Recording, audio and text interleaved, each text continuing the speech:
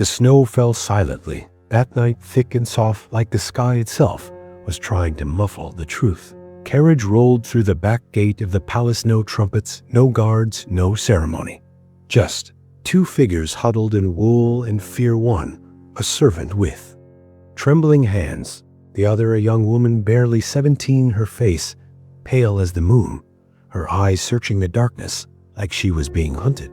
Because she was the sister of a king, a daughter of one of the most powerful royal houses in Europe. But no one cheered for her arrival. No one waited with open arms. The gates of the convent opened, slowly creaking like they resented the task they had been given. She did not scream, not yet. That would come later. For now she walked through the doors and into the cold stone silence, and they locked behind her. This is the story they tried to erase, the sister no one spoke of, the bloodline they buried alive, not with dirt, with silence, with shame, and with a secret so dark it vanished from most books of history until now. Her name was Charlotte, Princess Charlotte of Belgium. But by the time her story ended, she would be known by many names: La Loca, Mad Empress, the Forgotten Bride. She was born into privilege, but she died in fragments, piece by piece, mind by mind, heart by heart. Her descent was not sudden, it was orchestrated like a quiet execution, stretched across decades.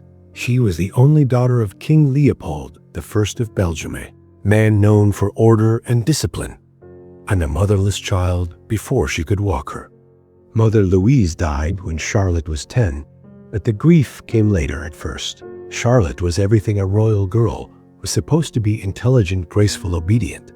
She spoke 4 languages. Before she was 12, she wrote long letters filled with philosophy and poetry. But what no one saw was the pressure behind the smile, the weight of expectation clawing at her ribs. From the start, she was told, your marriage will not be yours, your life will not be yours, your love will not be yours, it will belong to the Yars. Thrown to the state, to the mapmakers who redraw empires like children with chalk.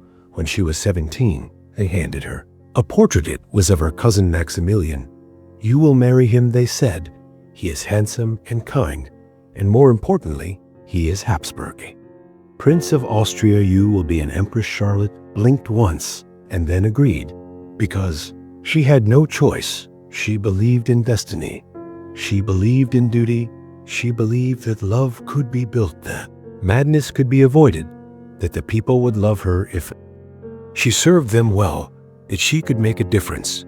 But what she didn't know, what none of them knew, was that the stage they were preparing was not one of glory. It was a trap. It was Mexico in 1864. Maximilian accepted the crown of a nation he had never seen. They called it the Second Mexican Empire. But the empire had no roots. It was built on European delusion, propped by Napoleon III of France. And when the French pulled out, everything collapsed. The people did not want them. The revolutionaries called them invaders, traitors, puppets. And in the middle of it all was Charlotte, dressed in silk, speaking with elegance, trying to hold together a world falling apart. She rode across the country begging for peace, trying to charm generals, reading letters. Late into the night, with her hands shaking, her husband Maximilian began to withdraw, first into alcohol, then into silence, finally into madness of his own. But Charlotte would not yield. She took a ship to Europe alone to plead for help from Napoleon, from the Pope, from anyone who would listen. They shut their doors. They looked away. In Rome, she collapsed, sobbing, begging, ranting about conspiracies, poison, betrayal. Her mind began to unravel in fragments. At first, she would speak to empty rooms. She would repeat herself. She refused to sleep. She feared they would kill her in the night. And maybe she was right. Maybe they would have, but madness saved her, or condemned her. They declared her unfit. They locked her in a wing of the palace. Then they sent her home. But home was not a place anymore. It was a prison in Belgium. They built a villa, a gilded cage, surrounded by walls and guards, and there she stayed for 60 years alone. The empress who never ruled, sister who vanished. People whispered about her. They said she screamed At night that she believed she was still in Mexico, that she wore black for the rest of her life, mourning a husband executed by firing squad, throne that turned to ash in her hands, and a world that forgot she ever lived. But her story is not just about loss, it is about the silence around her, the way history edits women who break, especially royal women, especially those who dare to want more than marriage and obedience. Madness became a convenient excuse, a way to hide everything that made the empire uncomfortable, a way to erase her. And so she remained behind windows, behind curtains, until one day in 1927 nurse opened the door and found her kneeling by a chair, whispering to someone who was no longer there, still waiting for her husband, still waiting for the world to return, still waiting to be remembered. She died in 1927 at the age of 86. No state funeral, no procession, just a quiet burial in the royal crypt, like a secret being buried one final time. But the truth is still there, in the letters, in the journals, in the shadows between official histories. She was not weak. She was not mad from birth. She was shattered by power, by betrayal, by the unbearable weight of being royal in a world that eats its own. And maybe that is what we should remember.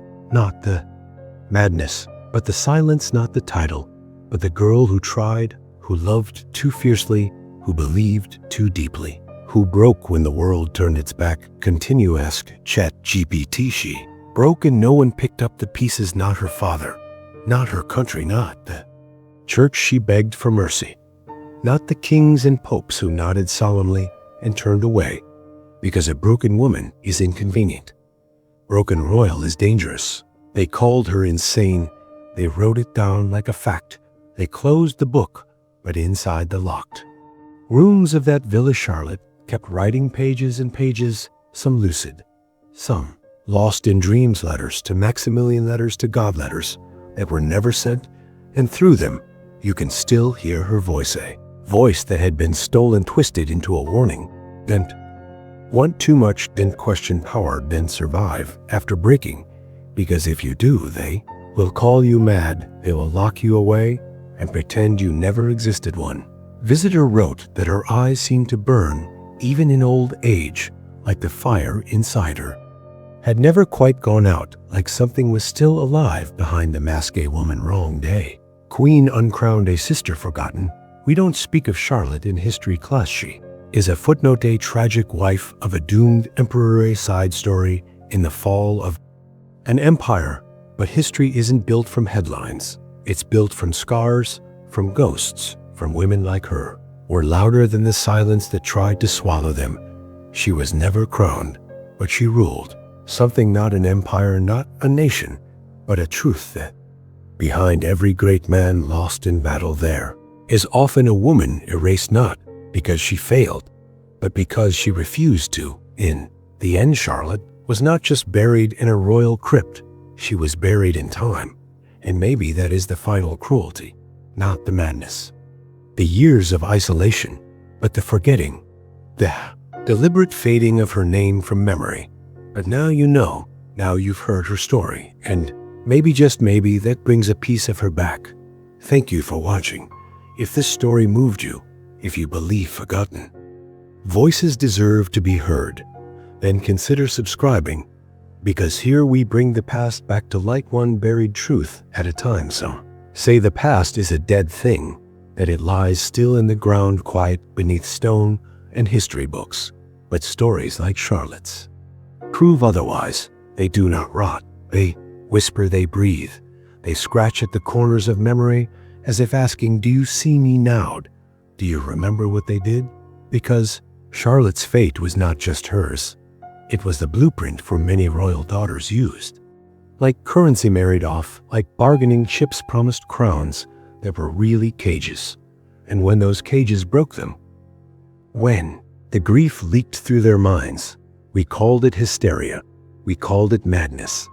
But it was survival, it was protest in a language no one wanted to translate, a scream hidden in the folds of silk in her lifetime.